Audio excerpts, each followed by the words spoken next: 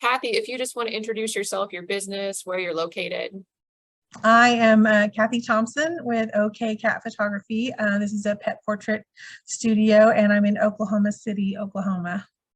How did you get into photography in general, but specifically hone in on pet photography? I have always enjoyed photography, and almost every photographer says that, I think. I learned how to shoot 35 millimeter when I was 16. My then boyfriend took me out to the zoo, so I've always had a little bit of a passion for it. And then starting my business, my boyfriend at the time, way later, kind of pushed me over the edge. I'd been talking about it, dreaming about it, being afraid to do it, and he designed a website for me. So, all right, fine, if I'm going to do this, let's do it. And that was in 2016.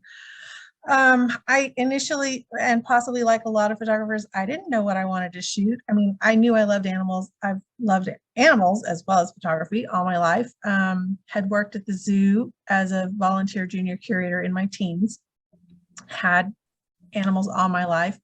And when I started my business, I didn't know what I wanted to shoot. I like people. I think I did a fairly good job with portraits, but I did finally, I think it was when I saw Alex Kearns on the cover of PPA magazine, and I was like, wait, you can do just pet photography and you can be really good. Okay, let's go that way. And I have slowly removed people from my my work. I prefer to work with animals. They don't complain about their double chins, that their hair and their makeup isn't right. They don't give me cheesy fake smiles. They give me exactly who they are in that moment. And it's a lot of fun. That's such a good point. So something that I've noticed that kind of distinguishes you from other pet photographers is when you, at least the photos on your website, are largely in studio as opposed to being outdoors. And then also you have cats in your photos, and you don't see a lot of photographers shooting cats. No. Can you talk about those things? If I could niche down even further, I would just do cats. They're a lot harder than dogs. You never know.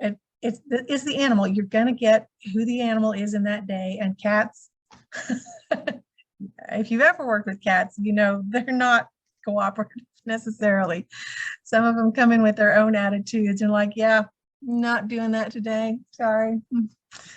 Some of them will hide in the corner under the lowest piece of furniture they can get under. I also have, my studio is a den in our house, and there's a fireplace here, and the first place some of the cats, the white cats, go is into the fireplace. So I have that blocked when the cats come, and hopefully we can, I like to give them time to just come to it on their own terms. I don't usually set a time limit on my portrait sessions, but I want them to want to be here. So I'm going to try and tempt them out with feathers and laser pointers and get them up on my stand, which is behind me there. I want them to want to be here. Hopefully that doesn't always happen. Some of them are like, no, I really want to be over there, but I do my best. Can you talk about, like, if someone came to you asking for advice on finding a good photographer for them in the animal pet space, what kind of advice would you give them to find someone that's best for them? Ideally, somebody that's worked with animals a lot. You want somebody that's worked with animals a lot. There are a lot of general photographers, at least in Oklahoma City, that say they do pet photography, but that's not their specialty. They've got a handful of dogs or cats in their images in their portfolio, but that's not their specialty. And for the most part, and of course, like you would tell anybody looking for any kind of photographer, look at their work and see if you like it. If you don't like it on their website, on their portfolio, you're not going to want it in your home. So that's first. Make sure that they're compassionate about animals. I also do a lot of shelter work. And if you can do a meet and greet, I'm happy to do meet and greets with cats. At least that way they've been here and they might have gotten a little bit of tuna puree, so that this is not a bad place to be. So when they do come back, yeah, this is not, oh, I didn't get nobody did anything horrible to me here. This is not the vet's office. It's okay. It's incredible how animals have that memory, right? You take them like to one place and they're like, oh no, last time I Oh was no, I very don't want to go there again. They did terrible things to me there. No. right. Exactly.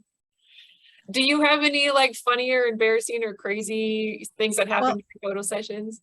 I was actually thinking about this the other day, and this kind of relates to what we were just talking about. One of my neighbors hired me, so she came over, did the meet and greet, and we turned the meet and greet into the session right there.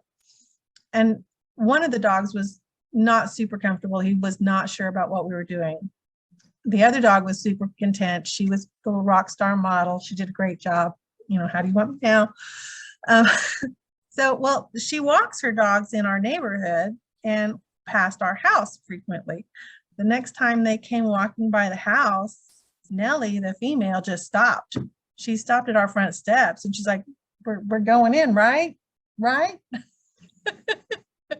Every time I see them now, they're like, oh, it's our photographer. The dogs, not necessarily the mom, the dogs. Well, can you talk a little bit about your process with clients from kind of like meeting them to taking the photos to them getting their pictures?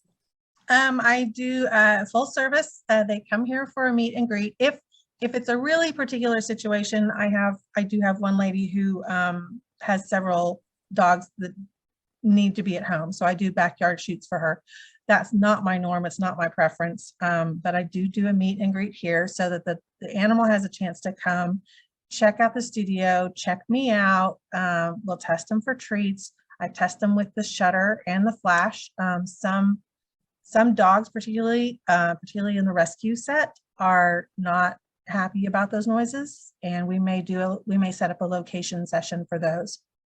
But if I can warm them up, which the power of treats sometimes works, then we'll do the session in studio. If we both have time, if the stars are all aligned, everything's going right, we may have the session immediately after the meet and greet, which, you know, if the cat's doing really well, then that prohibits 2 car trips with the cat. After that, I take a week to 2 weeks to get all the images ready, have them back in the studio for their ordering session, where they see a slideshow and all the finished images. And then they have the option of either pickup when their final images come through or delivery, either way. Where can people find you and your business online? I am at OKKat Photo, and that's on the web, on Facebook, on Instagram, and Twitter. It's OKKatPhoto.com on the web. For Facebook, it's OKKat Photo. Instagram, OKKat Photo. And that's cat, to be specific, with a K, right? Yeah. That is, yes, OKKat, because I'm in Oklahoma and my name is Kathy.